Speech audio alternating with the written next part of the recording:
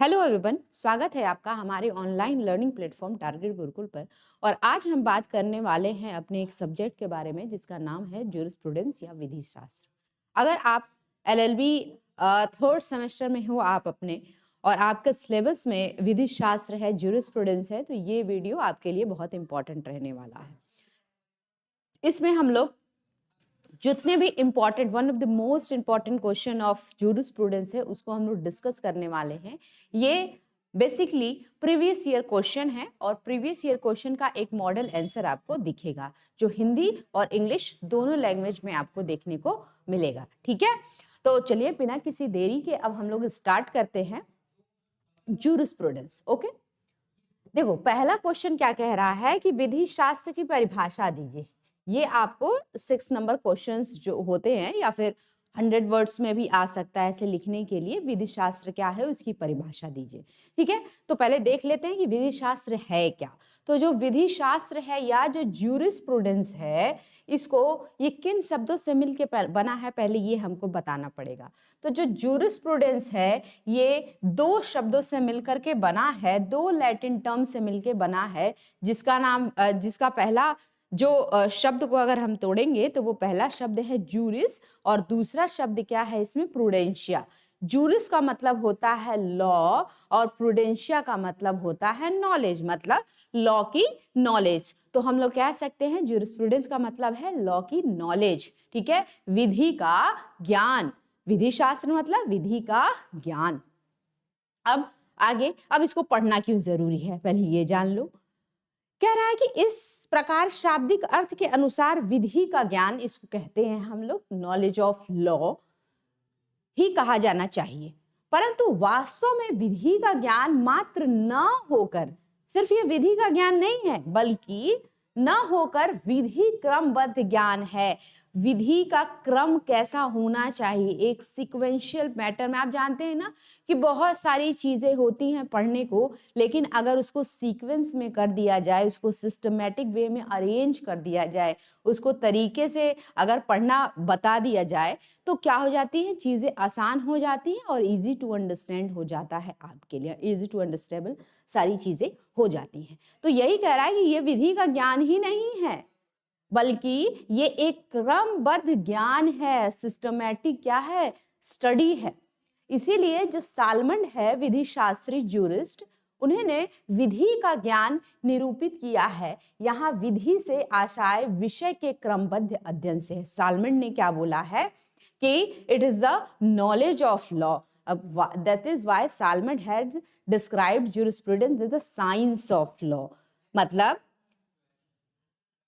विधि का विज्ञान किसने बोला, साइंस ऑफ लॉ, सालमंड ने बोला। और क्यों, क्योंकि ये क्या है, विधि का नॉलेज तो आपको देता ही है बल्कि उसके अलावा आपको सिस्टमैटिक वे में जो नॉलेज है वो कैसे होना चाहिए ये भी आपको देता है। इसीलिए इसको साइंस ऑफ लॉ बोला सालमंड ने। ओके, चलिए, तो अगर आएगा 100 में, 100 शब्द में, तो हमको लगता है इतना इनफ है, आप लिख सकते हैं इसको। ओके, चलिए अब आगे आइए। अब यहाँ पे कुछ कुछ जो ज्यूरिस्ट हैं उनके जो अनुसार ज्यूरिस्प्रूडेंस था उसको आप देख लीजिए। जैसे एक फेमस ज्यूरिस्ट थे अल्पाइन, अल्पाइन होगा, ठीक है ना, अल्पियन, ठीक है। अब यहाँ पे उनके बुक है डाइजेस्ट, और digest has called jurisprudence the science of right and wrong. तो डाइजेस्ट नामक बुक जो थी अल्पियन की, उसमें विधि शास्त्र को उचित और अनुचित का विज्ञान कहा गया। तो ऐसे आपसे पूछ सकता है अगर आप कंपटीशन वगैरह में जाते हो, अगर इसको डालना भी हो, लिखना हो, सालमंड ने क्या कहा विधि शास्त्र के बारे में, ज्यूरिस्प्रूडेंस के बारे में, तो साइंस ऑफ लॉ।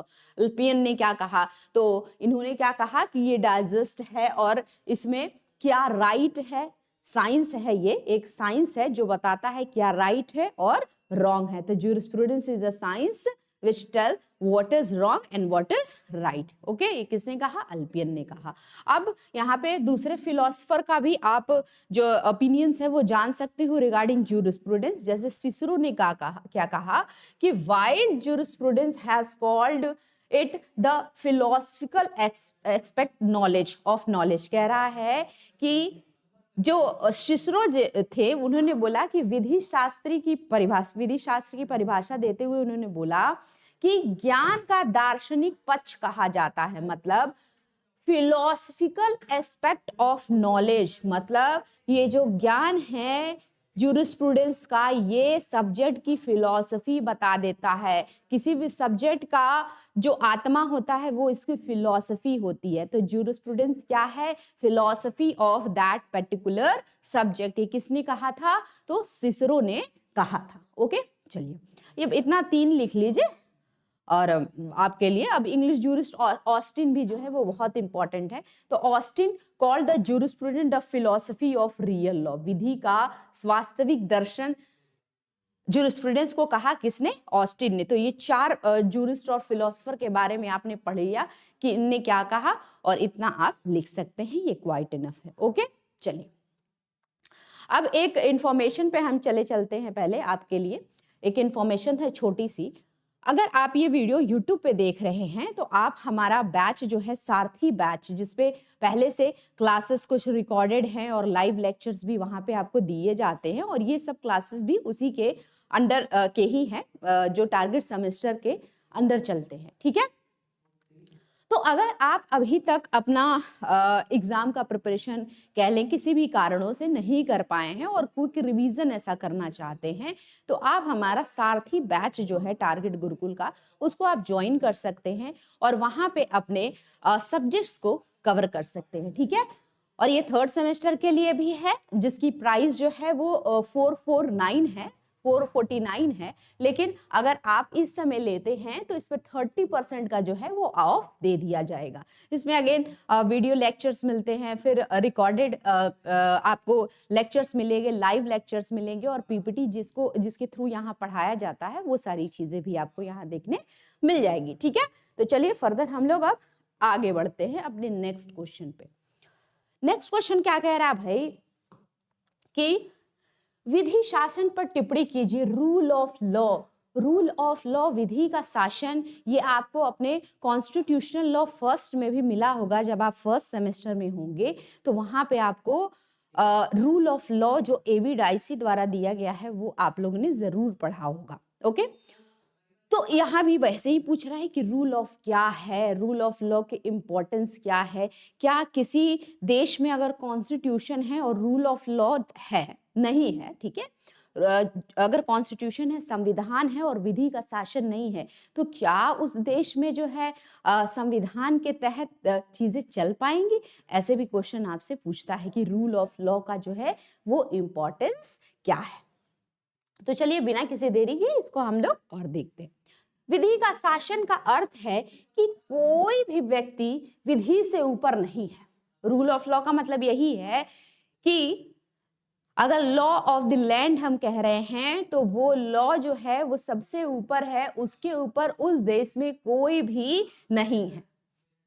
ठीक है, और जो भी देश रूल ऑफ लॉ फॉलो करता है वो क्या करता है? अपनी विधि को सबसे ऊपर रखता है, उससे ऊपर कोई भी व्यक्ति नहीं होता है। अब यहाँ पे क्या कह रहा है? प्रत्येक व्यक्ति चाहे उसकी अवस्था या पद कुछ भी हो, देश की समान विधियों के अधीन और साधारण न्यायालयों की अधिकारिता के भीतर है। आपने अपने कॉन्स्टिट्यूशन में ही जब पढ़ा होगा तो उसमें equality before law, equal protection before law और डिस्क्रिमिनेशन खत्म करने के लिए बहुत सारे आर्टिकल्स देखे होंगे। तो आपको इसमें ये चीजें झलक रही होंगी कि ये भी बात यही कह रहा है कि कोई भी कितना भी बड़ा इंसान हो, अमीर हो, गरीब हो, रिक्शे वाला हो, बिजनेसमैन हो, विमेन हो, मैन हो वो सब क्या है? विधि के सामने बराबर हैं। विधि किसी को अपने नजर में ऊपर नहीं उठाती है, वो सबको जो है समान रूप से देखती है और सबके लिए समान न्याय का प्रावधान करती है। ठीक है, अब राष्ट्रपति से लेकर के देश का निर्धन से निर्धन व्यक्ति समान विधि के अधीन है, जो मैंने अभी बात आपको बताई, और बिना औचित्य के किसी कृत्य के लिए समान रूप से उत्तरदायी है। इस संबंध में सरकारी अधिकारियों और साधारण नागरिकों में विभेद नहीं किया जाएगा। मतलब अगर आप यहाँ के सिटीजन हो, ओके, आप यहाँ के सिटीजन हो, आप यहाँ के निवासी हो, तो ऐसा नहीं है कि आपके साथ कुछ अलग व्यवहार किया जाएगा। और विधि का जो शासन है वो आपके ऊपर अलग तरीके से रहेगा और दूसरे ऊपर जो राष्ट्रपति हैं, प्राइम मिनिस्टर है, उनके ऊपर अलग चलेगा। नहीं, दोनों के लिए क्या होगा, बराबर होगा। उस बेस पे कोई भी भेदभाव नहीं होगा। ओके, चलिए अब यहाँ पे 3 प्रिंसिपल दिए गए थे, किसके द्वारा, तो एबी डाइसी के द्वारा 3 प्रिंसिपल या 3 सिद्धांत दिए गए थे रूल ऑफ लॉ से रिलेटेड। तो हम देखते हैं उसको। The principle of rule of law was given by, ये जो रूल ऑफ लॉ का पूरा प्रिंसिपल है, सिद्धांत ही है ना, ये एबी डाइसी के द्वारा दिया गया था, प्रोफेसर एबी डाइसी के द्वारा। ये इंग्लैंड के थे। According to Dicey there are 3 following principle. According to Dicey there are following 3 principle rule of law. Rule of law के भी 3 प्रिंसिपल होते हैं। ठीक है, अब वो क्या होते हैं हम एक एक करके देखते हैं।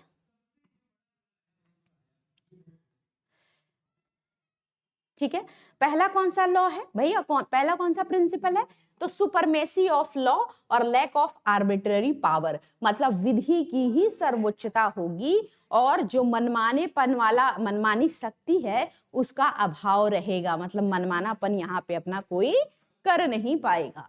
फिर दूसरा जो सिद्धांत है वो कहता है विधि के समक्ष समता, इक्वालिटी बिफोर लॉ।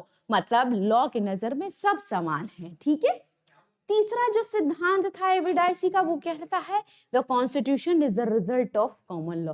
तो जो संविधान है वो विधि का, संविधान सामान्य विधि का परिणाम है। ठीक है, तो ये 3 जो है, या फिर लीगल स्पिरिट की इसमें बात होती है, प्रीडोमिनेंस ऑफ लीगल स्पिरिट, इसमें ये बात नहीं दी गई है।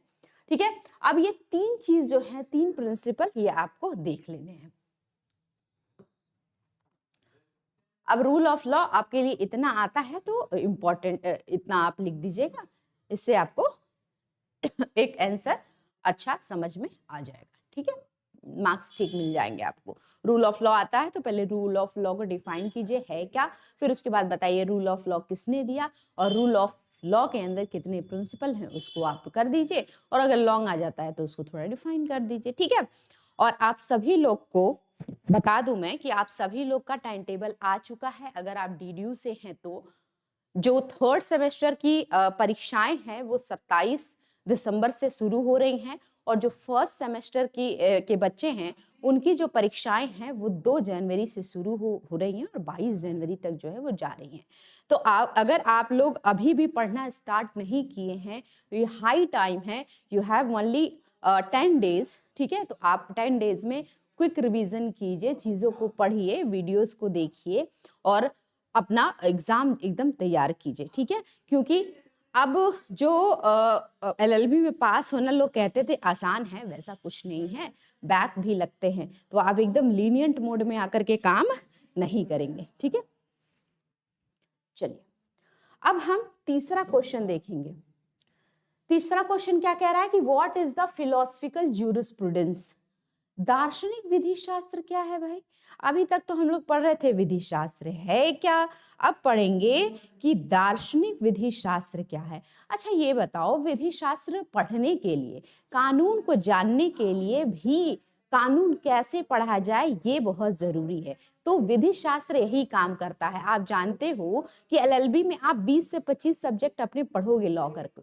ठीक है, उस लॉ को कैसे आपको पढ़ना है, क्या मेथड होना चाहिए, क्या रूल्स उस पे अप्लाई होने चाहिए, ये सारी बातें आपको कौन बताता है, तो ज्यूरिस्प्रूडेंस बताता है। ठीक है, इसीलिए किसी भी लॉ को पढ़ना है अगर अच्छे तरीके से तो पहले आप ज्यूरिस्प्रूडेंस पढ़ ले, देन आफ्टर अगर कोई आप लॉ पढ़ेंगे तो आपको बहुत अच्छे से चीजें समझ में आने लगेंगी, क्योंकि ये एक फिलोसफिकल पार्ट है किसी भी लॉ का। ठीक है, तो फिलॉसफी क्या होती है, किसी भी सब्जेक्ट का आत्मा होता है फिलॉसफी। तो अगर किसी के सब्जेक्ट का आत्मा जानना है, उसकी आत्मा में आपको जाना है तो ज्यूरिस्प्रूडेंस को जरूर जानना पड़ेगा। ठीक है, चलिए अब हमारा क्वेश्चन नेक्स्ट है 3rd नंबर का कि व्हाट इज फिलोसफिकल ज्यूरिस्प्रूडेंस, दार्शनिक विधि शास्त्र क्या है, तो जरा देख लेते हैं।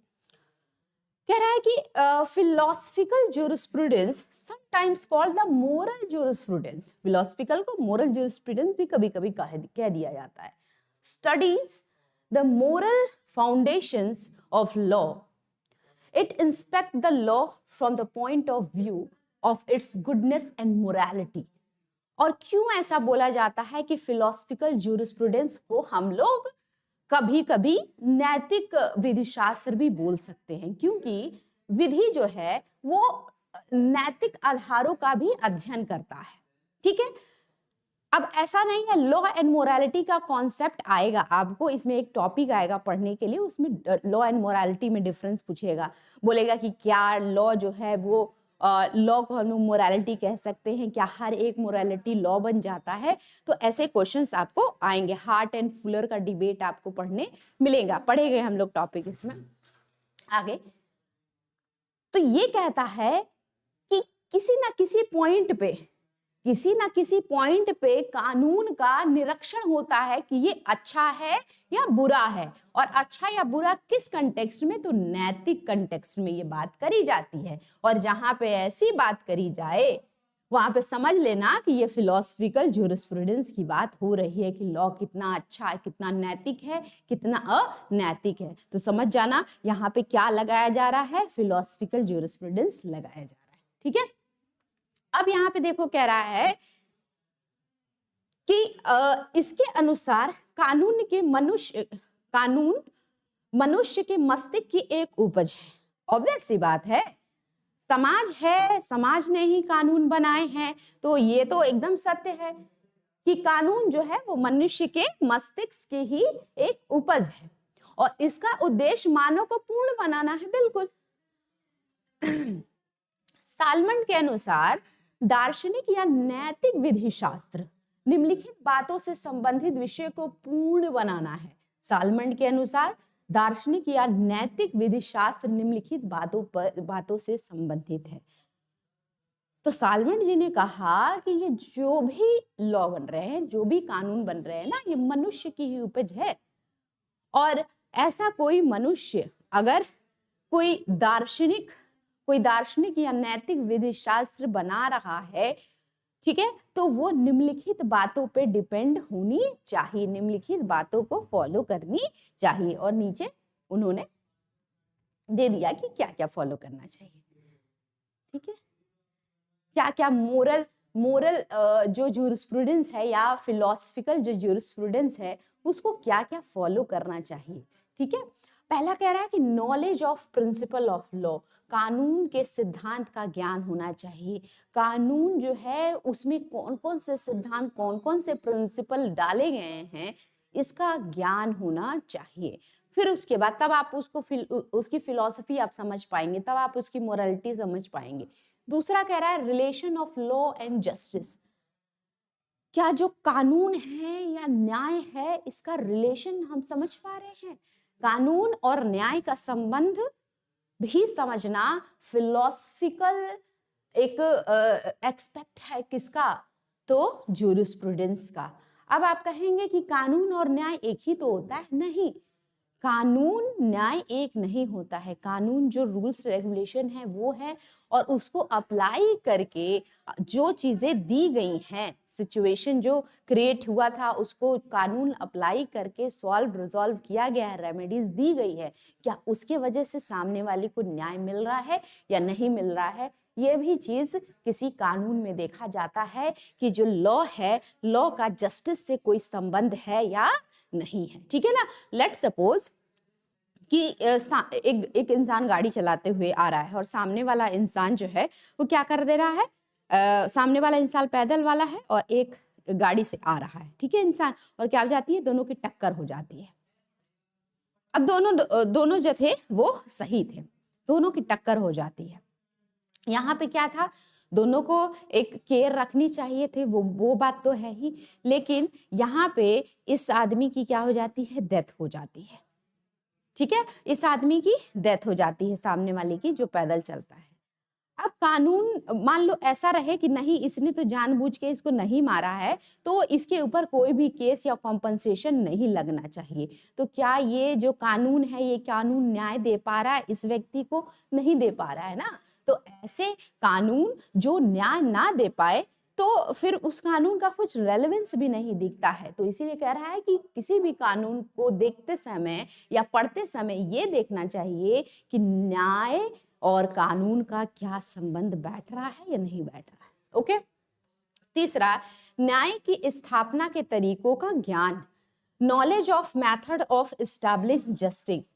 मतलब कैसे हम न्याय को दिला पाएंगे लोगों को। कानून तो है, कानून सबके लिए है, लेकिन कानून को फॉलो करके किसी को न्याय दिलाने का तरीका बहुत आना जो है वो बहुत जरूरी होता है। और यही कह रहा है, ये है फिलॉसफी लॉ की। ठीक है, चलो अब जो हमारा चौथा प्रिंसिपल है वो कहता है क्या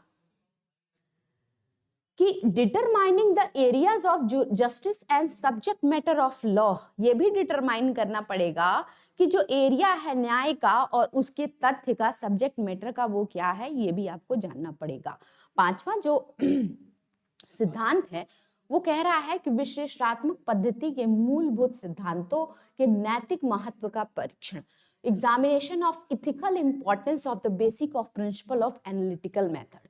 मतलब एनालिटिकल मेथड लगा करके ये देखा जाएगा कि जो कानून है वो क्या इथिकल इंपॉर्टेंस रखता है कि नहीं है, उसमें एथिक्स है या नहीं है। ये भी जो है वो चेक करना किसके अंडर में आता है, तो फिलोसफिकल ज्यूरिस्प्रूडेंस में आता है। फिलोसफिकल ज्यूरिस्प्रूडेंस में ये सारी बातें जो है वो डिस्कस करी जाती हैं, देखी जाती हैं, ये 5 प्रिंसिपल फॉलो किया जाता है। ओके, चलिए, आई होप ये कॉन्सेप्ट आपको समझ में आ रहा होगा। हालांकि ज्यूरिस्प्रूडेंस थोड़ा टफ लगता है बच्चों को, लेकिन फिर भी आपको ये पढ़ना ही है। 1 मिनट, ठीक है।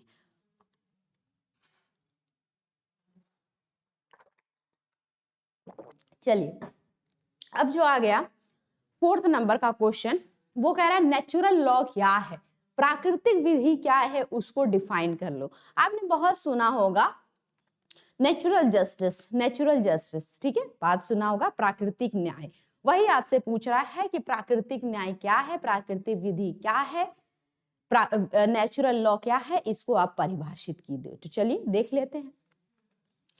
Jurists are not unanimous regarding the definition of natural law, and they have defined it according to their respective beliefs.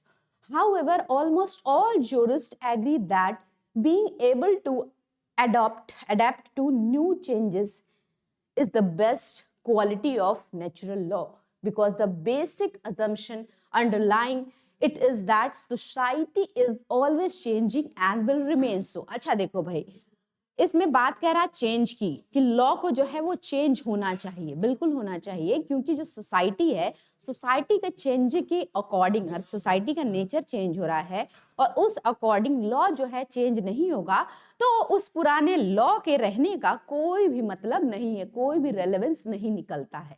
इसीलिए समय समय पे आपको चीजें अमेंडेड होते हुए भी दिखेंगी, क्योंकि सोसाइटी के ही जैसे जैसे सोसाइटी इवॉल्व होगी वैसे वैसे लॉ भी हमारे एनहांस होते जाएंगे।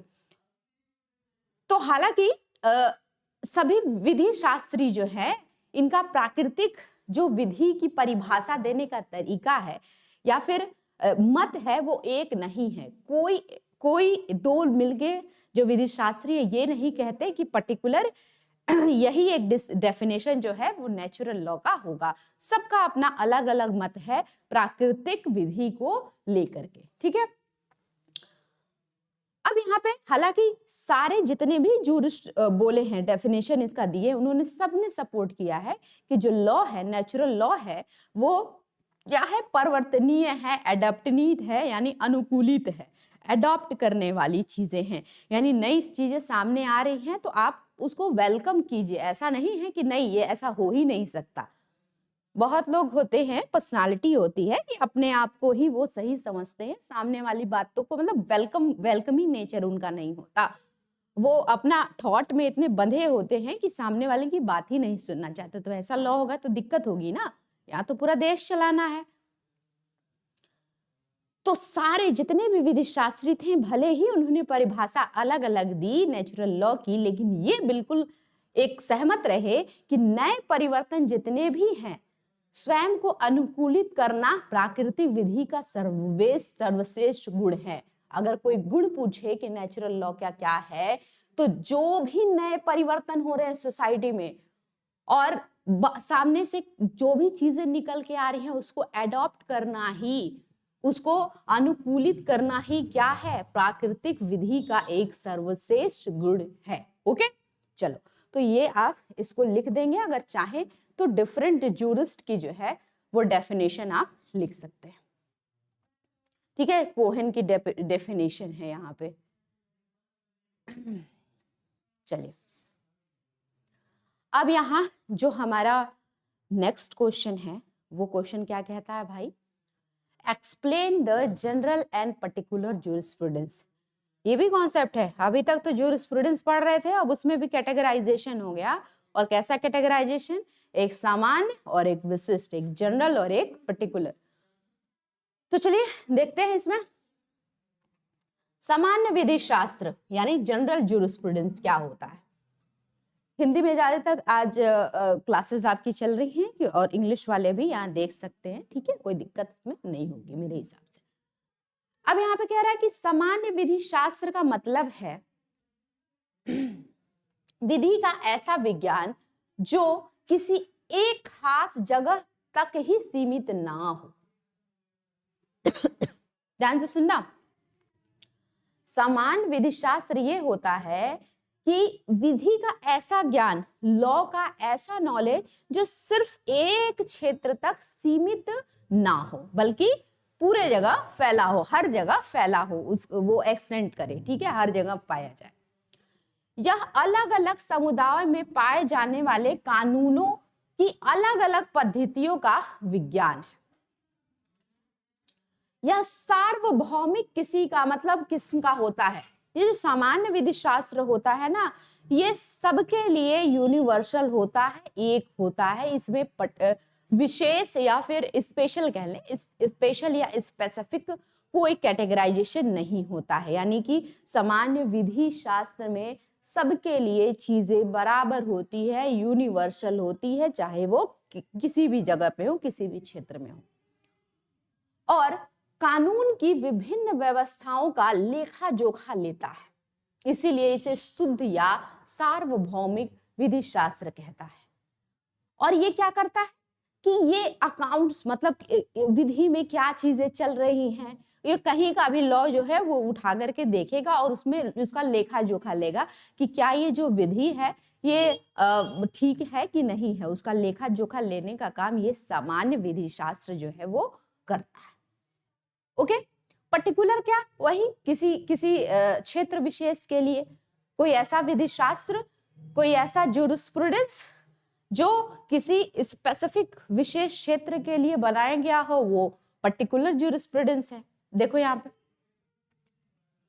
क्या कह रहा है कि विधि शास्त्र वह विज्ञान है जो एक विधान विशेष का अध्ययन करता है। ठीक है ना, मतलब जूरिस्प्रूडेंस इज द साइंस है that studies a particular law। वो लॉ क्या है, लॉ को पढ़ने का अध्ययन जो है वो क्या है, जूरिस्प्रूडेंस है। ठीक है, the science of studies a particular law is known as the jurisprudence which it is of the present and past। जो प्रेजेंट के लिए भी हो सकता है, पास्ट के लिए भी, जो बीत चुका है उसके लिए भी हो सकता है। Its scope is limited to a particular nation only। वही कह रहे थे हम कि जो स्पेशल जूरिस्प्रूडेंस है वो किसी एक नेशन के लिए हो सकता है, यानी कि विशेष क्षेत्र, विशेष देश के लिए हो सकता है, विशेष राज्य के लिए हो सकता है। ठीक है, लेकिन जो जनरल है वो पूरे वर्ल्ड में एक जैसा ही समान जो है वो साइंस ऑफ लॉ है। ठीक है, और उसको वैसे ही पढ़ा जाता है और ये सार्वभौमिक है, सभी के ऊपर यूनिवर्सल अप्लाई होता है। ऐसा कोई स्पेशल जगह नहीं है जहां ये अप्लाई होगा, लेकिन विशिष्ट विधि शास्त्र में इसका कोई एक स्पेसिफिक एरिया होता है, नेशन होता है जहां पे इसको फॉलो किया जाता है, और लॉ के पढ़ने के तरीके का ये क्या है, विज्ञान है। उस जगह के लॉ को कैसे पढ़ना चाहिए वहां का ये विज्ञान है। ओके, और ये पास्ट और प्रेजेंट पे जो है वो काम करता है। Hence it is also called national jurisprudence. इसको यानी स्पेसिफिक या पर्टिकुलर ज्यूरिस्प्रूडेंस को नेशनल ज्यूरिस्प्रूडेंस भी कहते हैं। कह रहा है कि the field of general jurisprudence is wider than the field of specific jurisprudence. Obvious सी बात है, जो पूरे वर्ल्ड के लिए होगा ज्यूरिस्प्रूडेंस, जनरल ज्यूरिस्प्रूडेंस, वो बड़ा होगा, वाइड होगा। लेकिन जो पर्टिकुलर ज्यूरिस्प्रूडेंस होगा वो किसी एक नेशन के लिए है, तो ऑब्वियस सी बात है वो ज्यूरिस्प्रूडेंस थोड़ा कम वाइडर होगा, छोटा होगा। किससे होगा? तो जनरल ज्यूरिस्प्रूडेंस से। ओके, अब नेक्स्ट क्वेश्चन के तरफ हम बढ़ते हैं। नेक्स्ट क्वेश्चन क्या कह रहा है उसको हम लोग देखते हैं। अगर आप लोग इसको एक बार पढ़ने के बाद और इस पीपीटी को देखोगे तो चीजें आपको आसानी से समझ में आएंगी। कुछ ऐसा नहीं है जो इसमें नहीं समझ में आएगा। हाँ, जो लोग पहली बार देख रहे हैं उनके लिए थोड़ा सा दिक्कत होगा, लेकिन जो पहले मेरी क्लासेस देख चुके हैं ऐप पे उनके लिए थोड़ा सा आसान होगा ये। अब कह रहा है कि explain what is meant by justice according to the law. मतलब विधि के अनुसार न्याय से क्या तात्पर्य है, विवेचना कीजिए। मैंने न्याय और कानून में डिफरेंस आपको बता दिया था ना इसके पहले किसी क्वेश्चन में, उसी से फिर क्वेश्चन पूछा है और कह रहा है कि विधि के अनुसार न्याय क्या है ये आपको बताना है। विधि के अनुसार यानी लॉ के अनुसार what is justice, what is meant by justice, ये आपको बताना है। ये इंपॉर्टेंट बहुत है आपके लिए। तो देखते हैं यहाँ पे क्या कह रहा है कि विधि के अनुसार न्याय का तात्पर्य है कि प्रत्येक व्यक्ति विधि के अधीन है। ऑब्वियस सी बात है, अधीन है। ठीक है, रूल ऑफ लॉ हमने देखा, सुपरमेसी ऑफ लॉ देखा, उसके अधीन जो प्रिंसिपल है। प्रत्येक व्यक्ति चाहे उसकी हैसियत कुछ भी हो विधि के अधीन है, अर्थात उसे न्याय विधि के अनुसार ही मिलता है, लॉ के अकॉर्डिंग ही उसको न्याय मिलता है। Hence proved. यह सिद्धांत rule of law A V Dicey ने विधि शास्त्र के सिद्धांत की तरह है। कोई व्यक्ति स्वयं अपने मामले में न्यायाधीश नहीं बन सकता, नेचुरल जस्टिस। ठीक है, both party must be had natural justice. ठीक है, रेशियो डेसिंडाई नेचुरल जस्टिस। अब यहाँ पे देखो क्या कह रहा है, इस सिद्धांत को भारतीय संविधान के अनुच्छेद 14 में समाहित किया गया है। ठीक है, इक्वालिटी बिफोर लॉ, आप देख रहे हैं ना, इक्वालिटी, न्याय के सामने सब बराबर है, समता का अधिकार रूल ऑफ लॉ से मिल रहा है कि नहीं मिल रहा है? बिल्कुल मिल रहा है। अनुच्छेद 21 के अनुसार किसी व्यक्ति को उसके प्राण एवं दैहिक स्वतंत्रता से विधि द्वारा स्थापित प्रक्रिया के बिना वंचित नहीं किया जा सकता। मतलब right to life and personal liberty का अधिकार, ये भी रूल ऑफ लॉ में आपको दिख रहा है कि लॉ के सामने सब बराबर है। ठीक है, इसी तरह और भी आप अनुच्छेद अगर देखते जाएंगे तो आपको समझ में आएगा, हाँ सही में यहाँ पे विधि का शासन है। हमारे इंडिया में भी क्या है, विधि का शासन देखने को आपको मिलेगा। ठीक है, अब यहाँ पे हाँ नेक्स्ट क्वेश्चंस बहुत शॉर्ट हैं। ठीक है,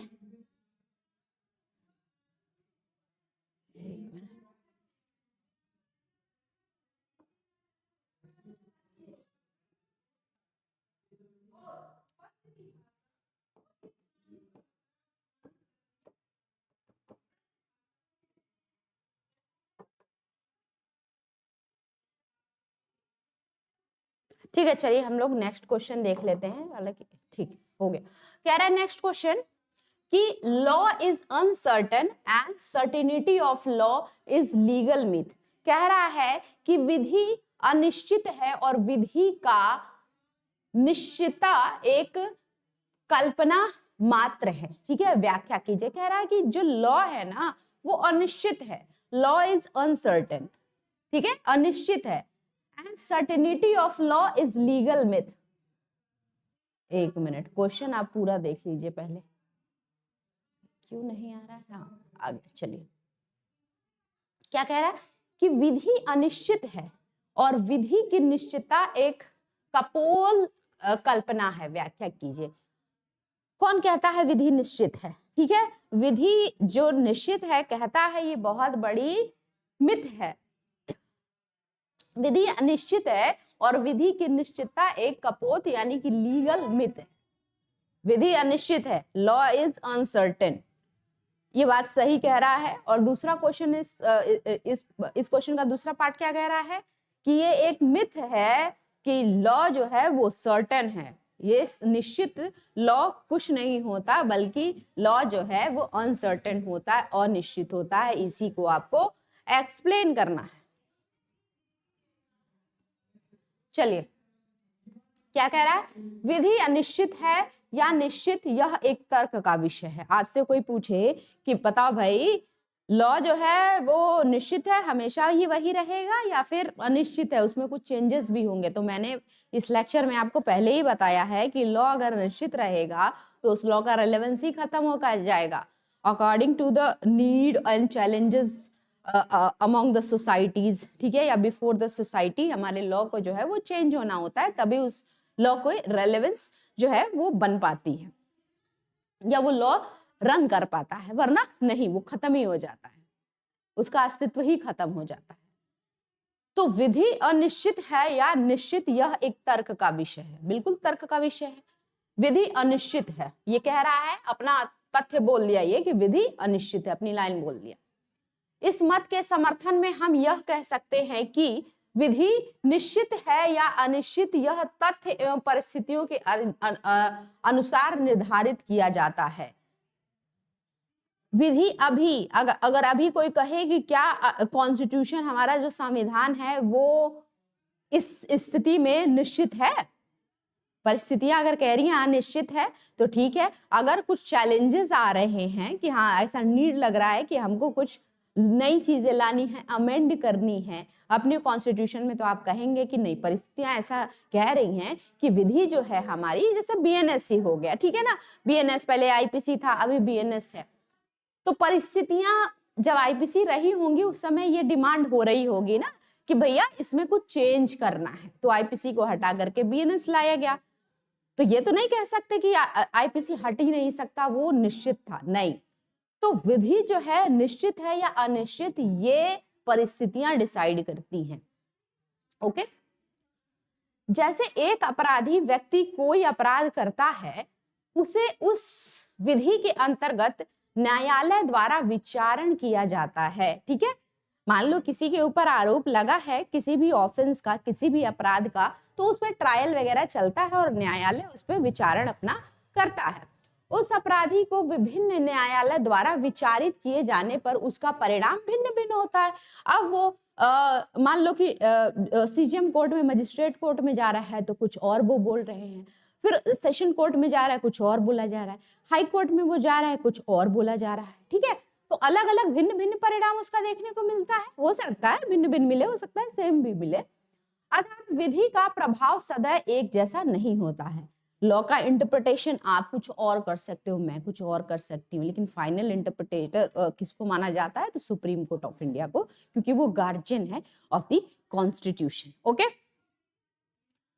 तो ये चीज आपको समझ में आ गई कि जो विधि है वो सच में क्या है? अनिश्चित है, निश्चित नहीं है। और ये कैसे पता चलेगा? परिस्थितियां बताएंगी कि वो विधि अभी अनिश्चित है या निश्चित है, सर्टेन है या अनसर्टेन है, ठीक है। ये क्वेश्चन का आंसर आपको ऐसे लिखना है। अब यहाँ पे विधि का दमन एक साधन है, व्याख्या कीजिए। Law is the separation. अब ये आप एक बार रीड आउट कीजिएगा, ठीक है। एक आध क्वेश्चन मैं आपके लिए छोड़े जा रही हूँ। Jurisprudence is the I of law, ये इंपॉर्टेंट क्वेश्चन है, इसको आप देख लीजिए। नंबरिंग इसका शायद 9वां है। कह रहा है कि जो न्याय शास्त्र है ना, वो आंख है किसकी? लॉ की। विधि शास्त्र जो लॉ है, विधि है, उसकी आंखें हैं। अब इसको आपको एक्सप्लेन करना है कैसे। मैंने बोला ना कि अगर आप को कोई सब्जेक्ट लॉ का पढ़ना है, विधि शास्त्र पढ़ करके आप उस सब्जेक्ट को पढ़ रहे हैं, तो आप उस सब्जेक्ट की आत्मा को, सोल को जान पाएंगे। उसी से ये क्वेश्चन उठा करके दे दिया है कि जूरिस्प्रूडेंस है वो किसी भी विधि का क्या है, आंखें हैं, आंखें खोल देती हैं। ठीक है, जूरिस्प्रूडेंस जो है वो लॉ जो है पढ़ने के लिए आंखें खोल देती हैं। Jurisprudence is the I of law, इसको एक्सप्लेन कीजिए। अब यहाँ देखिए क्या कहते हैं कि लास्की ने विधि शास्त्र को विधि का नेत्र कहा। अब इससे वन लाइनर अगर क्वेश्चन पूछा आपसे तो पूछ सकता है कि आई ऑफ लॉ किसने बोला था विधि शास्त्र को, जूरिस्प्रूडेंस को, तो आप सीधे कहेंगे कि लास्की ने बोला था। अर्थात विधि के अध्ययन में विधि शास्त्र का वही महत्व है जो मानव शरीर के लिए आंख का है। कितना बड़ा स्टेटमेंट लास्की ने दिया कि जो विधि शास्त्र है, जूरिस्प्रूडेंस है, इसका मतलब वही है जो पूरे मानव शरीर में, मानव शरीर की आंख होती है ना, आंख, वो क्या है, जूरिस्प्रूडेंस है। आंख से हम चीजों को देख पाते हैं, आंख से बहुत चीज देख के समझ भी पाते हैं। आंखें हमारे पूरे शरीर में सबसे, कह ले वैसे तो सब इंपॉर्टेंट है, लेकिन दुनिया देखने के लिए, चीजों को समझने के लिए आंखें बहुत जरूरी हैं। इसी तरह अगर विधि आपको समझना है, पढ़ना है, तो जूरिस्प्रूडेंस उसमें आंख बन के जो है आंख का किरदार या भूमिका निभाती है। ठीक है, तो ये चीज लास्की ने कही थी। अब यहाँ आगे देखिए, विधि शास्त्र विधि की ऐसी कुंजी है, कैसी कुंजी है भाई, जो उसके भीतर छुपे रहस्यों को खोलकर सामने रख देती है। मैंने बोला ना कि किसी को भी अगर समझना है तो उसके दिल में उतर जाओ, उसकी आत्मा को समझ लो। यही तो जूरिस्प्रूडेंस करता है। जूरिस्प्रूडेंस क्या करता है, कानून की आत्मा को समझ लेता है। ठीक है, भीतर उसके छिपे हुए रहस्य को जान जाता है। विधि के अध्ययन के लिए विधि शास्त्र वही कार्य करता है जो भाषा के अध्ययन के लिए व्याकरण शास्त्र करता है। आपको अगर भाषा पे पकड़ चाहिए ना, तो क्या आप पढ़ते हो, ग्रामर पढ़ते हो। इंग्लिश है तो ग्रामर पढ़ रहे हो इंग्लिश लैंग्वेज के लिए, हिंदी है तो हिंदी व्याकरण पढ़ रहे हो। क्यों? क्योंकि आपकी भाषा पे पकड़ हो जाए। जिसका व्याकरण अच्छा होता है, इंग्लिश का ग्रामर अच्छा होता है, उसका लैंग्वेज ऑटोमेटिकली अच्छा हो जाता है। इसीलिए अगर आप भाषा पे पकड़ रखेंगे और उसी सब्जेक्ट की आत्मा को जानने की कोशिश करेंगे, तो आपका सब्जेक्ट जो है वो ऑटोमेटिकली अच्छा हो जाएगा और उस पर आपकी अच्छी पकड़ हो जाएगी। ठीक है, अधिवक्ता, न्यायाधीश, राजनीतिज्ञ तथा विधायक, प्रशासक आदि के लिए विधि शास्त्र का अध्ययन उतना ही महत्वपूर्ण है जितना विधि के विद्यार्थियों के लिए। देखो भाई, सबको अच्छे से चीजें समझ में आनी चाहिए। तो ऐसा तो नहीं है कि जूरिस्प्रूडेंस केवल हमारे लिए बना, नहीं, वो सबके लिए बना है। साइंस का स्टूडेंट है, उसको भी जूरिस्प्रूडेंस पढ़ना है। क्यों? क्योंकि वो साइंस के जितने भी सब्जेक्ट है उसकी आत्मा को वो समझेगा, तभी वो साइंस को समझ पाएगा अच्छे से और अपने जीवन में उतार पाएगा। इसी तरह जो अधिवक्ता है, न्यायाधीश है, राजनीतिक है, इन सबको विधि शास्त्र जो है वो समझना चाहिए और पढ़ना चाहिए। ये सिर्फ लॉ स्टूडेंट के लिए नहीं है, सबके लिए है। ठीक है, कि जो भी आप सब्जेक्ट पढ़ रहे हैं उसकी आत्मा को जान जाएंगे तो आप उसमें परिपक्व हो जाएंगे, आप उसकी ज्ञान को पूरा अपने अंदर समाहित कर लेंगे, समझ जाएंगे। ठीक है, तो लास्की ने इसीलिए इसको आई ऑफ लॉ कहा था। अब चलिए आगे क्या कह रहा है। ठीक है, अब यहाँ देखिए वर्तमान में, आगे देख लीजिए कि भारत में वर्तमान में पारित दहेज निरोधक अधिनियम, मतलब कि एंटी डाउरी जो लॉ बनाया गया है, एंटी एनवायरमेंटल पॉल्यूशन बहुत सारे लॉ बनाए गए हैं, कंज्यूमर प्रोटेक्शन लॉ बनाए गए हैं, and the system related to fee and fair aid, जो विधिक सहायता है, अनुच्छेद 39A का जो क क्लॉज कहता है, पुअर, जिसमें नालसा, डालसा, सालसा, ये सारी चीजें आती हैं। Poor, various laws made for the protection of women and children, etc., can be called priceless gift to the functional jurisprudence. इसको हम कह सकते हैं कि विधि शास्त्र, जितने भी कानून है ना, ये विधि शास्त्र को क्रियात्मक बनाने के लिए या क्रियात्मक करने के लिए एक अनमोल जो है वो भेंट है या देन है, ये सब लॉ। ओके,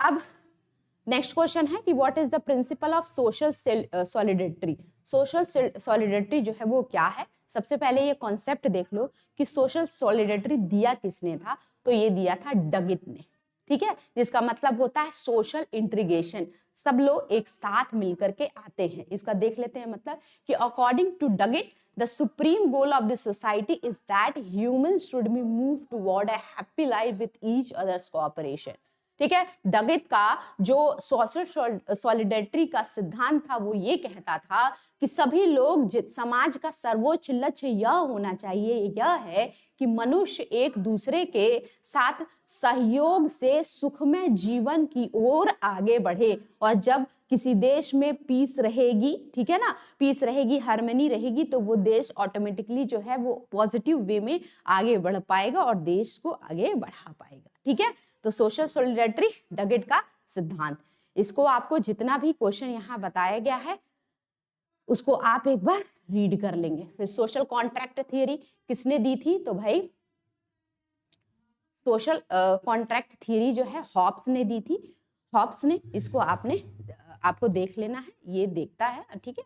उसके बाद 12 क्वेश्चन है। अब ये जो पीपीटी है, ठीक है, यहाँ तक है आपका 12 क्वेश्चन। इसमें जितना भी डिस्कशन कराया है इसको आप देख लेते हैं तो जरूर आपको 3 से 4 क्वेश्चन आपके पेपर में तो देखने को मिलेंगे ही, जिनका ज्यूरिस्प्रूडेंस जो है पेपर आने वाला है, ठीक है ना। तो इसी के साथ आज के लिए इतना ही रखते हैं, लेकिन नेक्स्ट क्लास में हम ज्यूरिस्प्रूडेंस के और इम्पॉर्टेंट क्वेश्चन जो लॉन्ग, ये तो शॉर्ट टाइप के क्वेश्चन थे, लेकिन जो लॉन्ग टाइप के क्वेश्चन है वो हम नेक्स्ट वीडियो में अपने लेके आने वाले हैं। तब तक के लिए धन्यवाद, मिलते हैं नेक्स्ट वीडियो में।